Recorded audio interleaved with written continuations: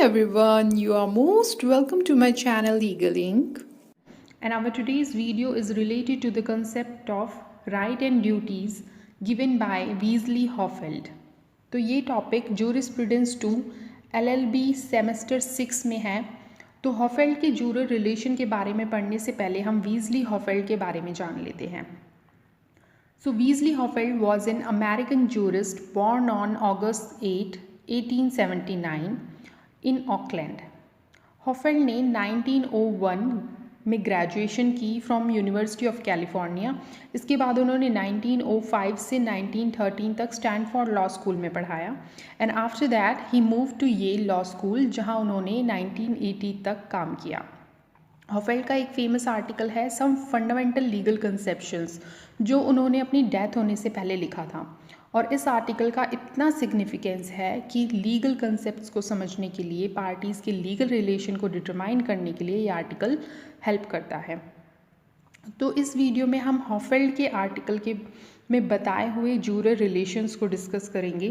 कितने juror relations हैं, ये जूरर रिलेशन कैसे काम करते हैं, जूरर रिलेशन एक्चुअली है क्या, इनमें क्या डिफरेंसेस हैं, जूरर रिलेशंस को इम्पॉर्टेंस क्यों दी गई, ये सब हम आज इस वीडियो में डिस्कस करेंगे। So before starting this topic, tell me how many times you have read the words right, duties और power and liability in your textbooks. तो कितनी बार हमने ये वर्ड्स अपनी लॉ बुक्स में पढ़े होंगे ना, लेकिन हमने ये नहीं सोचा कि किसी का राइट किस चीज़ में कैसे अराइज हो जाता है। कैसे हम कह देते हैं कि फादर की एंचेस्टर प्रॉपर्टी में हमारा राइट है, कैसे हम अपना राइट बता देते हैं किसी भी चीज़ पर, या फिर कैसे हमारा बॉस कह देता है कि मेरे पास पावर है, मैं तुम्हें फायर कर दूंगा। किसी पर्सन की लाइबिलिटी कैसे इस्टेब्लिश हो जाती है जब वो किसी से मनी बोरो कर लेता है। तो इन सब चीज़ों के पीछे कौन सा फ्रेमवर्क काम कर रहा है, क्या रीजंस हैं इन सब रिलेशंस के पीछे। So according to Hohfeld, right, duty, power, liability, claim, ये सब क्या है, ये सब जूरल रिलेशंस हैं। तो ये सब जूरल रिलेशंस किस तरीके से एक दूसरे से जुड़ी हैं, कैसे ये काम करते हैं, यही हमें डिस्कस करना है। Now according to Hohfeld, right को हम 4 तरह से डिवाइड कर सकते हैं। The first is claim. किसी चीज़ पर आपका हक है तो आप उसे क्लेम कर सकते हैं, तो ये राइट हुआ आपका। Second is liberty. जब आपके पास कुछ करने या ना करने की आज़ादी है तो ये भी एक तरीके से राइट है। इसी तरीके से अगर हम वाइडर सेंस में देखें राइट को, तो पावर और इम्यूनिटी भी एक राइट का ही पार्ट है। सो अब हम इन सब लीगल राइट्स को अगर स्ट्रिक्ट सेंस में देखें तो हर एक राइट का एक कोरिलेटिव भी है। Correlative means when two things that occur together, यानी कि जब कोई एक चीज़ होगी तो दूसरी भी उसके साथ होगी। When one exist the other must exist, because jural relations cannot exist in vacuum. तो हॉफेल्ड के अकॉर्डिंग क्लेम का कोरिलेटिव है ड्यूटी, लिबर्टी का कोरिलेटिव है नो क्लेम, पावर का कोरिलेटिव है लाइबिलिटी, इम्यूनिटी का कोरिलेटिव है disability. Now the question is that how they are correlatives, कैसे ये एक दूसरे से जुड़े हैं। तो जहाँ किसी पर्सन का राइट है वहाँ किसी दूसरे पर्सन की कॉरस्पॉन्डिंग ड्यूटी भी होगी। जहाँ किसी पर्सन के पास कोई प्रिविलेज है वहाँ दूसरे पर्सन के पास कॉरस्पॉन्डिंग क्लेम नहीं हो सकता। जहाँ किसी पर्सन के पास पावर है वहाँ कॉरस्पॉन्डिंग लाइबिलिटी ज़रूर होगी किसी दूसरे पर्सन की। तो हॉफेल्ड के अकॉर्डिंग जब आपके पास इम्यूनिटी होगी तो दूसरा पर्सन डिसेबल होगा अपना कोई राइट मांगने के लिए आपसे। सो बेसिकली 4 राइट्स हैं जिनके 4 कोरिलेटिव्स हैं। First is claim. So right to claim means जहाँ आपका राइट एनफोर्स कराने के लिए किसी दूसरे पर्सन की ड्यूटी बनती हो, जहाँ दूसरे पर्सन को आपके लिए कुछ करना पड़े। For example, right of a land owner to recover his land. आपकी प्रॉपर्टी पर आपका पूरा राइट है और दूसरे पर्सन या फिर जैसे कि टीनेंट की ये ड्यूटी बनती है कि वो आपको आपकी प्रॉपर्टी वापस दे या फिर आपकी प्रॉपर्टी में ट्रेसपास ना करें। सेकंड इज प्रिविलेज और लिबर्टी। सो प्रिविलेज मीन्स जहाँ कोई दूसरा पर्सन आपके राइट में इंटरफेयर ना कर सके, जैसे कि आपकी प्रॉपर्टी को यूज़ करने का या एंजॉय करने का आपकी लिबर्टी है, आपका राइट है अपनी प्रॉपर्टी को यूज़ करने का। तो यहाँ कोई भी दूसरा पर्सन आपको रोक नहीं सकता to enjoy your land. Third is power. Power means a right to change the legal position of other person as well as yourself, for example selling your property. So जब आप अपनी land को cell कर देते हैं तो आप अपना ओनरशिप जो है दूसरे पर्सन पर ट्रांसफ़र कर देते हैं। आपके पास अपनी प्रॉपर्टी या गुड्स को बेचने का राइट है। तो ये राइट एक तरीके से पावर है कि आप अपनी प्रॉपर्टी को किसी और पर्सन के नाम ट्रांसफ़र कर सकें और दूसरे पर्सन अब उस प्रॉपर्टी के लिए लायबल हो जाएगा। Fourth and the last is immunity. Immunity is a right not being subject to some disadvantage. जैसे एग्जाम्पल के लिए example of an insolvent person, जिस पर्सन को कोर्ट इंसॉल्वेंट डिक्लेयर कर दे वो इम्यून हो जाता है अपने डेब्ट्स को देने से। तो यहाँ तक हमने चारों बेसिक कंसेप्ट डिस्कस कर लिए हैं, अच्छे से एक एक को डिफाइन कर लिया है। Now we will discuss these concept in wider sense, जिसमें इनके कोरिलेटिव्स भी इंक्लूड हैं और हफेल्ड ने ड्यूरल ऑपोजिट्स भी बताए हैं, लेकिन ड्यूरल ऑपोजिट्स को हम एक अलग वीडियो में डिस्कस करेंगे और अभी इस वीडियो में हम सिर्फ इन चारों ड्यूरल रिलेशंस और इनके कोरिलेटिव्स को वन बाय वन डिस्कस करेंगे। So first relation is claim duty relation which is denoted by you ought to. So how right and duty work for each other? As I told you before, जहाँ आपका right होगा वहाँ दूसरे person की duty भी ज़रूर होगी। जैसे X का right है अपनी property पर, तो Y की ये duty है कि वो X की property में interfere ना करे। X की property में trespass ना करने की Y की duty है। तो duty abstain करने की भी हो सकती है और कुछ करने के लिए भी हो सकती है। एक और एग्जाम्पल है, जैसे एक्स एंड वाई के बीच ये एग्रीमेंट हुआ कि वाई को गुड्स डिलीवर करने हैं एक्स के लिए, तो यहाँ वाई की ये ड्यूटी है कि वो एक्स को गुड्स डिलीवर करे। Now the correlation of right and duty is not perfect. Why it is not perfect? Because ये ज़रूरी नहीं है कि जहाँ किसी की ड्यूटी हो वहाँ किसी का राइट भी हो। हाँ, जहाँ राइट होगा वहाँ कॉरेस्पॉन्डिंग ड्यूटीज़ ज़रूर होगी। तो ऐसी ड्यूटीज़ जहाँ कोरिलेटिव क्लेम या राइट ना हो उन्हें हम एब्सोल्यूट ड्यूटीज़ कहते हैं, जैसे क्रिमिनल लॉ है, क्योंकि क्रिमिनल लॉ में सोसाइटी के हर एक इंडिविजुअल का राइट है कि कोई दूसरा पर्सन उसे हार्म ना पहुँचाए। इसी तरीके से article 15(1)(a) of Indian constitution, जिसमें फंडामेंटल ड्यूटीज़ दी हैं, वो भी एब्सोल्यूट ड्यूटीज़ हैं, क्योंकि स्टेट या गवर्नमेंट कोई कॉरेस्पॉन्डिंग क्लेम नहीं कर सकती किसी सिटीज़न पर कि आपने अपनी फंडामेंटल ड्यूटीज़ पूरी नहीं की। इसीलिए आपने इस फिगर में देखा होगा कि जो एरो है वो वन साइडेड एरो है, सिर्फ ड्यूटी की तरफ क्लेम जाता है, ड्यूटी क्लेम की तरफ नहीं जाती। That's why this relation is not perfect. Our next dual relation is liberty and no claim relation. तो no claim liberty का correlative है। Now let's see how liberty and no claim are correlatives. This liberty and no claim relation is denoted with I may. So liberty here means an absence of a duty to abstain from the action, which means जहाँ X के पास liberty है वहाँ Y के पास right नहीं हो सकता। एक person की लिबर्टी दूसरे के राइट ना होने को दर्शाती है। फॉर एग्ज़ाम्पल, आपके पास सेल्फ डिफेंस की लिबर्टी है।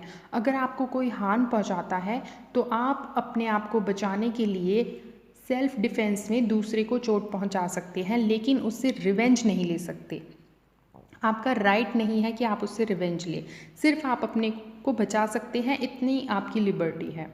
और डैमनम साइन इंजूरिया के केसेस, जितने भी केसेस हैं डैमनम साइन इंजूरिया के, वो सब लिबर्टी और नो क्लेम के ही एग्जाम्पल हैं।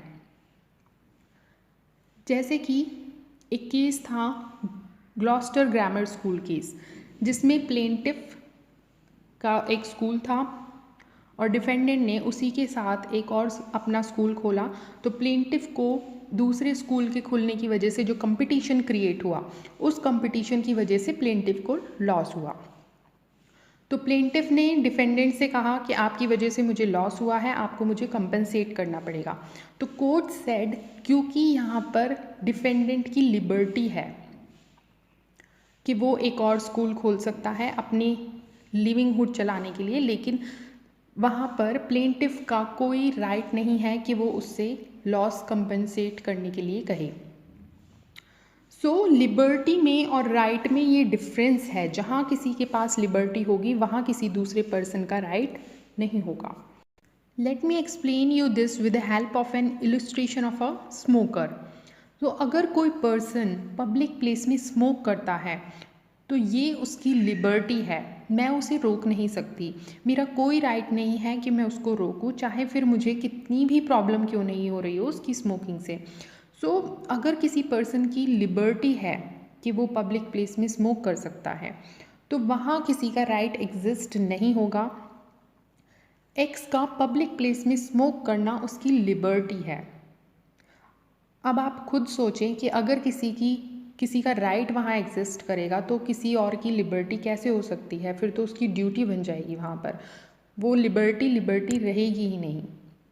तो इसी तरीके से फ्रीडम ऑफ एक्सप्रेशन और राइट टू प्राइवेसी भी कन्फ्लिक्टिंग राइट्स हैं, और इन राइट्स को जब भी इन राइट्स से रिलेटेड कोई केस होता है कोर्ट के पास, तो कोर्ट को बहुत ही सावधानी से डिसीज़न देना होता है।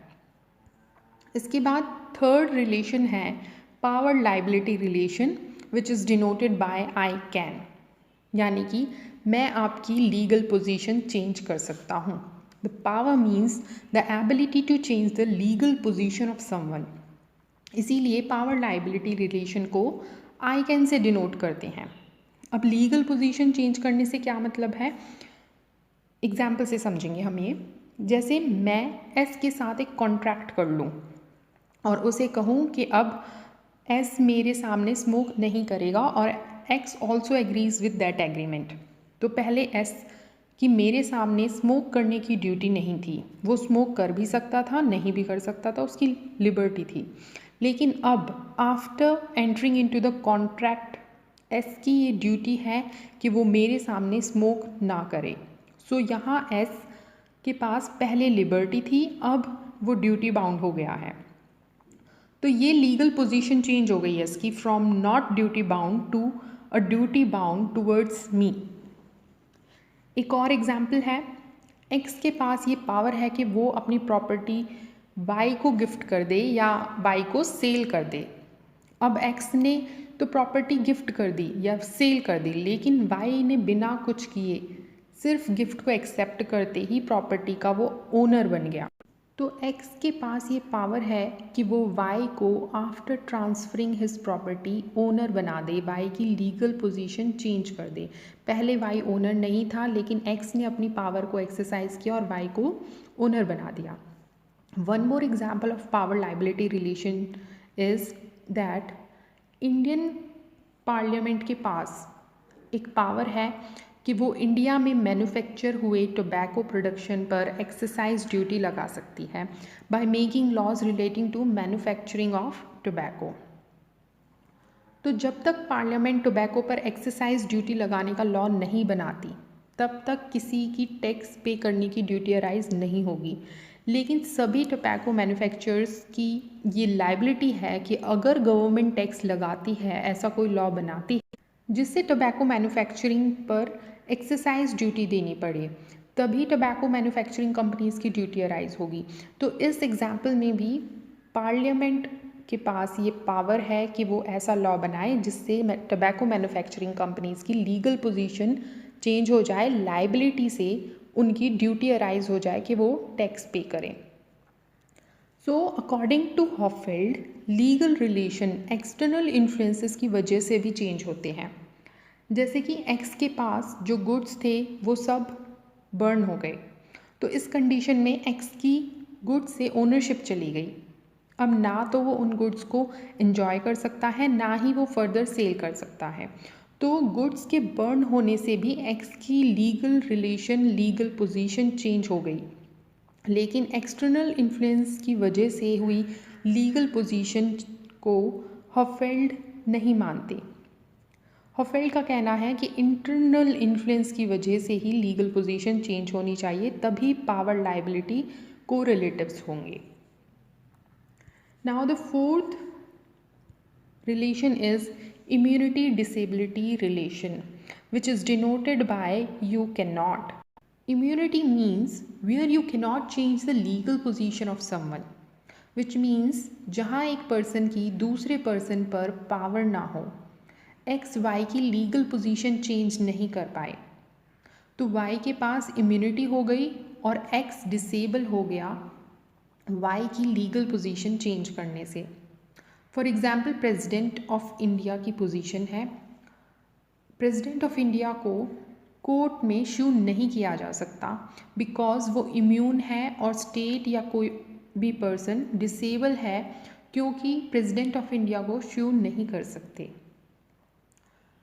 तो जहाँ एक पर्सन के पास इम्यूनिटी होगी वहीं दूसरे पर्सन की डिसेबिलिटी होगी कि वो उसकी लीगल पोजीशन को इफ़ेक्ट नहीं कर पाए। So immunity disability relation is different from right duty correlation. For example, Article 16 Clause 2 of Indian Constitution जो public appointments में state का on the basis of race, caste, religion etc. पर discriminate करने से रोकता है state को या prohibit करता है। तो Article 16 Clause 2 के अकॉर्डिंग सिटीजन्स के पास ये इम्यूनिटी है कि उनको on the basis of religion, caste, race etcetera state के थ्रू डिस्क्रिमिनेट नहीं किया जाए, लेकिन ये इम्यूनिटी स्टेट को डिस्क्रिमिनेट ना करने के लिए ड्यूटी बाउंड नहीं बना। इनफैक्ट स्टेट को सिर्फ डिसेबल करती है कि वो कोई ऐसा लॉ ना बनाए जिससे सिटीजन्स डिस्क्रिमिनेट हो, और अगर गवर्नमेंट ऐसा कोई लॉ बनाती भी है तो उसका कोई लीगल इफ़ेक्ट या लीगल वैलिडिटी नहीं होगी। So this is all about Hohfeld's concept of legal rights and duties. अगर आपका कोई डाउट हो तो प्लीज़ कमेंट कर सकते हैं, और नेक्स्ट वीडियो में हम जूरल अपोजिट्स पढ़ेंगे और जूरल कॉन्ट्राडिक्ट्स पढ़ेंगे। So please next video watch करने के लिए चैनल को प्लीज़ सब्सक्राइब कर लेना और इसी